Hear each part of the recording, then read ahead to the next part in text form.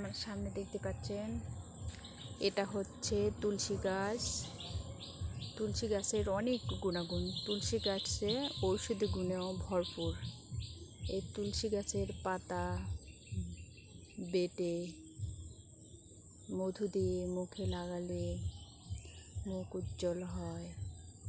তুলসী গাছের পাতা, মধু,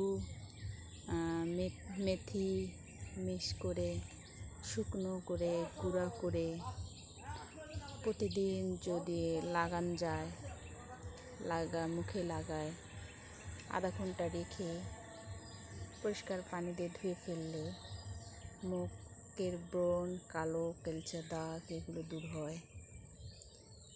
আবার এটাও ওষুধে এর জন্য যাদের হচ্ছে নিউমোনিয়া, সর্দি, কাশ লেগে থাকে তারা এই পাতা, তুলসী পাতা তুলে হাতে ডুলে রস বের করে, কষলে ডুলে রস বের করে মধু দিয়ে হালকা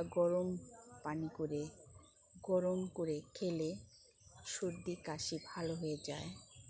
তুলসী গাছের পাতা আবার যদি সকালবেলা 2টি করে খালি পেটে চাবিয়ে খেয়ে পানি খেলে যাদের ডায়াবেটিস আছে তাদের জন্য উপকার, গ্যাসের সমস্যা আছে তাদের জন্য উপকার, গ্যাস ভালো হয়ে যায়।